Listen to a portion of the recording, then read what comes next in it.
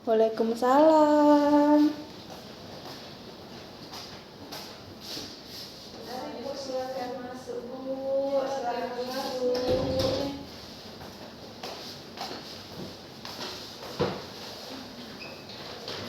Perkenalkan, saya Bidan Ana dari Ibu siapa? Ibu Nika. Baik Ibu Nika, gimana kabarnya? Sehat Bu, alhamdulillah. Ibu Nika, ada yang bisa dibantu Bu? Ini Bu Bidan, saya itu mau konsultasi ini kan saya hamil ketiga. Nah kemarin itu yang hamil kedua itu saya sesar. Terus ini bisa kayak kira-kira saya melahirkan normal Bu Bidan?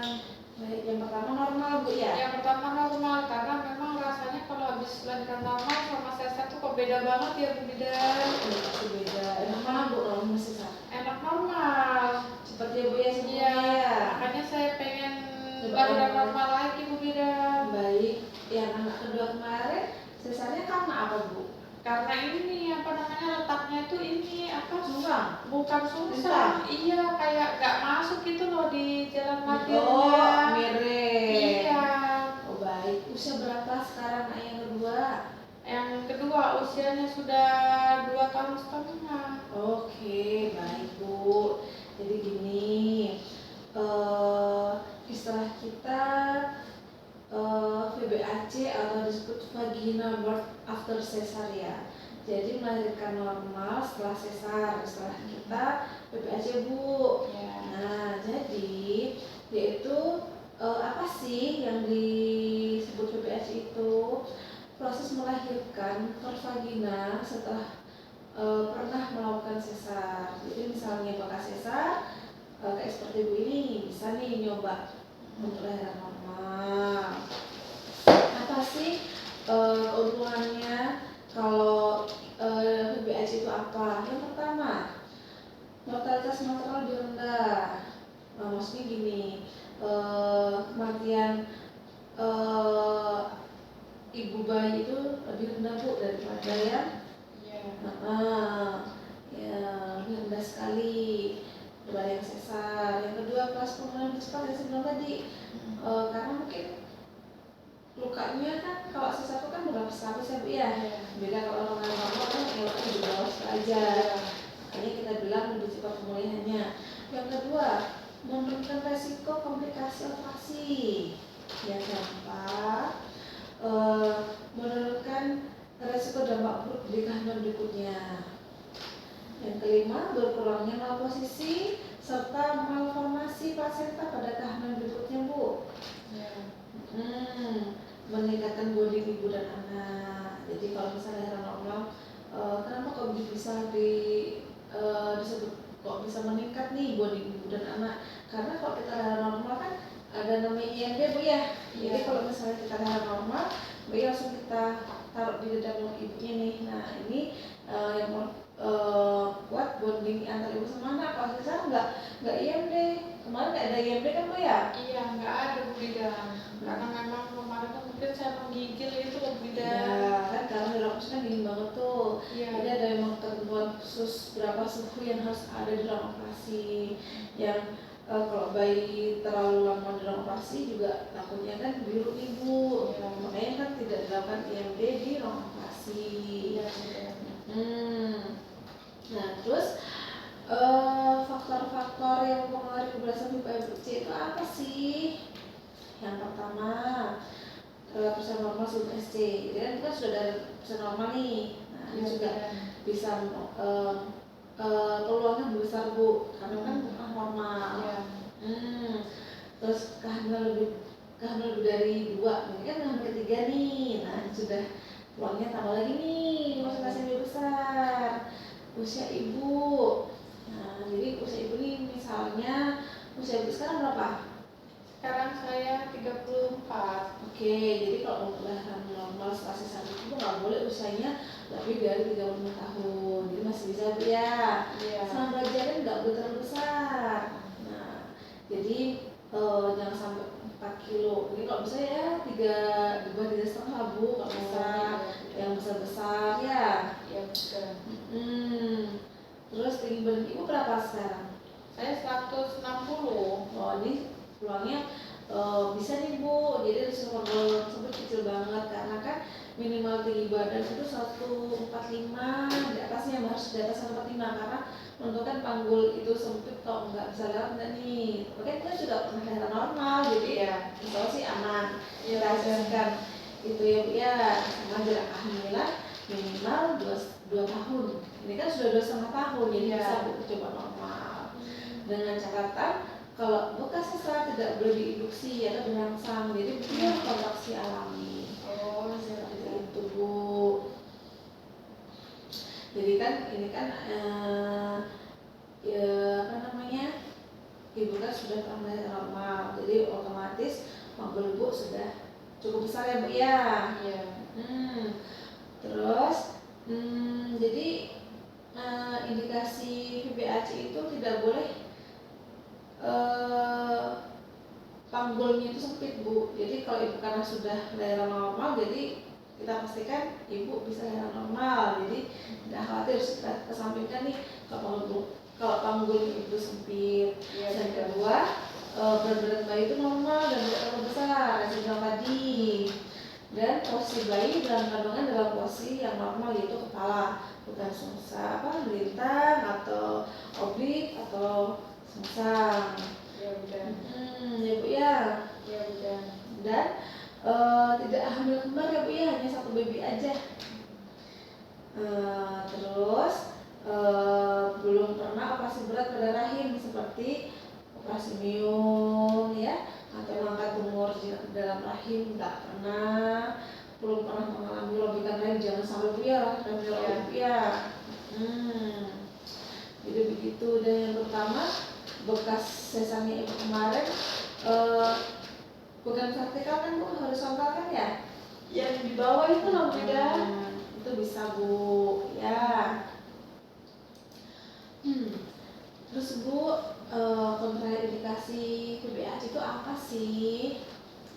Kalau misalnya ibu obesitas nggak boleh Bu, karena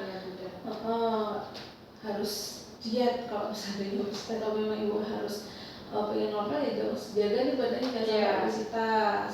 Terus tidak boleh berusia lebih dari 40 tahun. Berat bayi tidak boleh lebih dari 4 kilo. Usia kehamilan tidak boleh lebih dari 40 minggu. Dan minimal jarak usia hamil ini sama sebelumnya minimal 2 tahun ya. Tidak ada gangguan tensi tinggi selama kehamilan ya. Ya udah.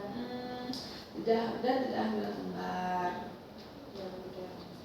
Terus Bu, kontraindikasi relatif VBAC itu tidak ada itu Bu, bekas SC 2 kali. Nah, kalau bekas SC 2 itu nggak boleh. Karena kalau bekas SC 2 kali pasti untuk anak ketiganya pasti sesar lagi dan biasanya sekali steril karena kan rahim itu kan tipis ya Bu ya. Kalau sudah 2 kali pernah dibelah, jadi resiko untuk robekan rahim lebih tinggi. Jadi harus harus sesar normal ya kalau sudah 2 kali ya Bu ya. Iya benar. Karena kan juga mempengaruhi nanti robekan rahim itu tadi Bu. Nah, terus Bu, VBAC itu tidak selalu bisa berhasil. Kita harus memikirkan kemungkinan besar kalau seandainya gagal Bu. Jadi kalau seandainya tidak bisa melahirkan normal, ya kemungkinan terburuknya harus sesar. Jadi harus dipersiapkan Bu ya. Takutnya nanti kalau seandainya ada robekan rahim, ada perdarahan, sampai bisa jangan sampai angkat rahim Bu ya. Kalau seandainya sampai robek rahimnya ya. Iya udah. Terus kalau memang ibu mau lahiran normal nih Bu, harus ada persiapan. Misalnya ibu harus memutuskan yang terutama ibu harus memutuskan dengan suami memang ingin nyoba normal, semangat nih positive thinking, nyoba persalinan normal ya kan. Terus harus menentukan melahirkan di mana, penolongnya siapa, kalau bisa dokter Bu ya, karena ini kan bekas sesar, jadi harus dokter yang nolong. Yang ketiga tempat persalinannya juga harus ditentukan di mana ibu melahirkan dan disesuaikan dengan kondisi ibu ya. Masalah biaya, masalah transportasi, dan masalah donor darah harus benar-benar dipersiapkan. Dan ibu bisa ngikutin kelas hamil, kelas yoga hamil, senam hamil, hipnobirthing harus dipersiapkan benar-benar ya bu ya. Dan ibu harus menyediakan perlengkapan bayi dan ibu sudah disiapkan. Jadi kalau ada lahiran tidak angkut. Yang paling penting lagi ibu harus siapa nih nanti yang akan mengambil keputusan seandainya nih di tengah perjalanan seandainya nggak maju nih persenannya harus sesar dan ibu harus memutuskan siapa nanti entah suami atau keluarga. Seandainya suaminya misalnya masih belum datang dan kegawatan darurat harus segera memutuskan untuk tindakan sesar ada ya bu ya. Ya tidak. Jadi bu gimana? Ada yang lagi? Sudah cukup Bu Bidan. Nah, Jadi saya ada kemungkinan bisa melahirkan normal lagi ya Bu bisa, Bidan. bisa. Bu yakin kan Bu ya? Iya Bu Bidan. Harus semangat tadi harus dipersiapkan yang saya bilang tadi Bu ya. Iya Bu Bidan. Apa Bu yang saya harus dipersiapkan Bu? Nah, yang harus dipersiapkan itu ini apa namanya siapa nanti penolong persalinan. Kemudian di mana nanti saya akan melakukan inti bersalin. Kemudian transportasi. Terus apa namanya ini dana, terus pendamping, kemudian persiapan kelahiran untuk ibu dan bayinya. Jadi gitu. Terus Bu apa lagi Bu? Indikasinya apa nih yang bisa kelahiran PBAC itu? Yang bisa melahirkan PBAC itu Bu Bidan, Syaratnya apa? syarat-syaratnya apa? Bayinya nggak boleh lebih dari 4 kilo. Kemudian jaraknya itu tidak boleh lebih dari 2 tahun. Nah kemudian ini apa?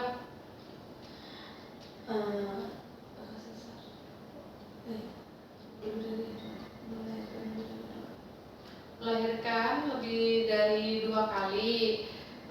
Hamil dan melahirkan ya Bu Bidan, lebih dari 2 kali ya Bu Bidan. Nah, pernah melahirkan normal ya Bu Bidan ya. Sudah Bu Bidan. Apa lagi ya Bu Bidan ya? Hamilnya cuma satu tunggal. Iya. Nggak boleh. Kalau kembar nggak boleh ya Bu Bidan? Boleh. Terus untuk operasinya harus horizontal. Ibu ya. Oh iya Bu Bidan. Jadi begitu Bu. Jadi nanti kalau seandainya ada nanyakan lagi, Ibu boleh hubungin saya via HP Japri boleh ya. Oh iya Bu Bidan. Ya. Iya. Jangan lupa Bu untuk ikut kelas hamil ya atau kelas hamil ya. Iya Bu Bidan. Baik, terima kasih Bu. Terima kasih.